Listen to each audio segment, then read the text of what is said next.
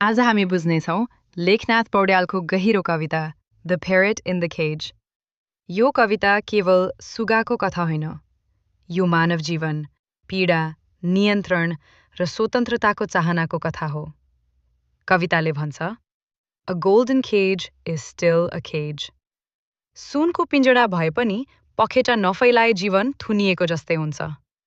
आज हामी यस कविताको सारांश बुझ्नेछौँ, यसको प्रतीक र भावनालाई अनुभव गर्नेछौँ र जीवनसँग सम्बन्धित गहिरो सन्देश सिक्नेछौँ। सुरुमा सुगाले आफ्नो पुरानो जीवन सम्झिन्छ, जङ्गल, खुला आकाश, मुक्त हावा र रुखमा उडेको जीवन। Open sky, open soul. त्यो जीवनमा कुनै डर थिएन, कुनै बाधा थिएन। तर अहिले सुगा सानो पिंजडामा छ, खानापानी छ, तर स्वतन्त्रता छैन। जीवन चलिरहे पनि मन थुनिएको छ। ऊ भन्छ, म उड्न चाहन्थे, म आकाशमा आफ्नो पंख फैलाउन चाहन्थे, म जङ्गलको सुगन्ध महसुस गर्न चाहन्थे। सुगाले आफ्नो जीवनलाई अतीतसँग तुलना गर्छ। जङ्गलको खुलापन, हावाको स्पर्श, पखेटा खोल्ने स्वतन्त्रता, सबै याद आउँछ। तर अहिले ऊ पिंजडामा सीमित छ। ऊ सोच्दछ, किन मैले यस्तो जीवन पाएँ? मेरो गल्ती के थियो? सुगाले भगवानसँग पनि प्रश्न गर्छ। ऊ भन्छ, यदि सबैलाई बराबरी बनाउनु भयो भने मेरो भाग्य किन यस्तो? किन कसैले स्वतन्त्रता पाउँछ र मलाई पिंजडामा राखिन्छ?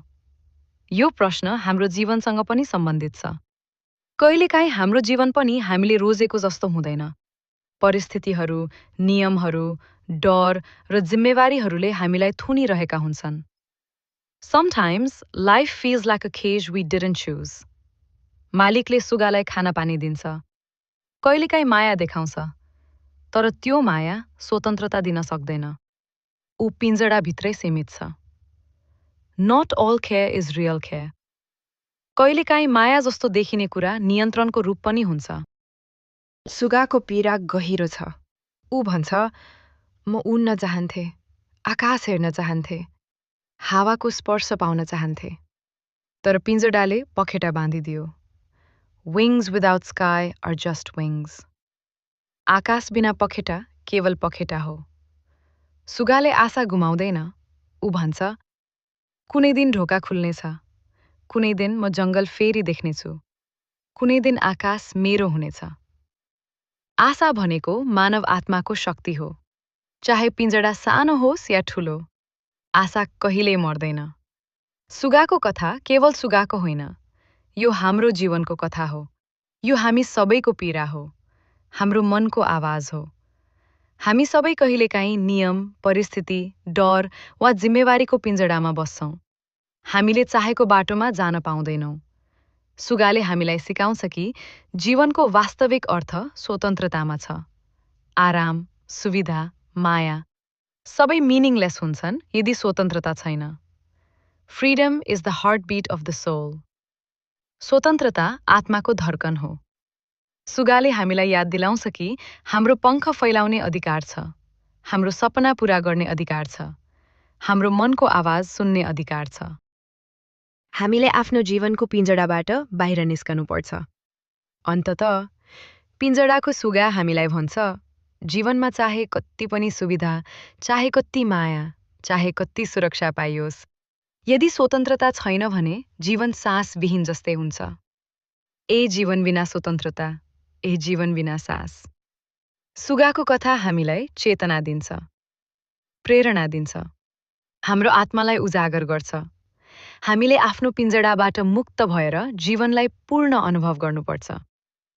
जीवनको प्रत्येक पखेटा फैलाउने अवसर, प्रत्येक आकाशको स्पर्श, प्रत्येक स्वतन्त्र क्षण, यी सबै अनमोल छन्। सुगाले हामीलाई सम्झाउँछ कि आशा कहिल्यै मर्दैन, चाहे पिंजडा कति ठुलो वा सानो होस्। हाम्रो आत्मामा उज्यालो र उजागर चाहना रहिरहन्छ। जीवनको प्रत्येक बाधा, प्रत्येक नियन्त्रण, प्रत्येक कठिनाई सामना गर्दा पनि आशा र स्वतन्त्रताको चाहना हामीलाई अगाडि बढाउँछ। यो कविता हामीलाई भन्छ कि मानव, प्राणी र समाज सबैले स्वतन्त्रताको अधिकार पाउँछन्। कसैको जीवन पिंजडामा सीमित हुनु हुँदैन। हामीले आफ्नो जीवनलाई स्वतन्त्रता, प्यार र पूर्णताको साथ अनुभव गर्नुपर्छ। सुगाले हामीलाई सिकाउँछ कि जीवनको साँचो अर्थ तब मात्र हुन्छ जब हामी स्वतन्त्र हुन्छौँ। पिञ्जडा सानो भए पनि पखेटा फैलाउने चाहना कहिले मर्दैन। हाम्रो आत्मा, हाम्रो सपना, हाम्रो मन, यी सबैको स्वतन्त्रता जीवनको आधार हो। आज हामीले बुझ्यौँ कि स्वतन्त्रता बिनाको जीवन सासविहीन छ। हामीले आफ्नो पिञ्जडाबाट मुक्त भएर जीवनको वास्तविकता अनुभव गर्नुपर्छ। सुगाको कथा हामी सबैलाई चेतना दिन्छ, प्रेरणा दिन्छ र हाम्रो आत्मालाई उजागर गर्न सिकाउँछ। अन्ततः सुगाले हामीलाई सम्झाउँछ, कसैको पिञ्जडामा बस्नु हुँदैन, जीवन पूर्ण अनुभव गर्नुपर्छ। आशा कहिल्यै मर्दैन। स्वतन्त्रता नै जीवनको साँचो अर्थ हो। आजको भिडियो यहाँसम्म। आशा छ कि तपाईलाई लेखनाथ पौड्यालको पिञ्जडाको सुगा कविता र यसको गहिरो अर्थ मन पर्यो होला। यदि तपाईलाई भिडियो मन परेमा कृपया लाइक गर्नुहोस् र तपाईको विचार कमेन्टमा लेख्नुहोस् र हाम्रो च्यानललाई सब्स्क्राइब गर्न नबिर्सनुहोस्। तपाईको सानो सहयोगले हामीलाई अझ राम्रो सामग्री बनाउन प्रोत्साहित गर्दछ। धन्यवाद।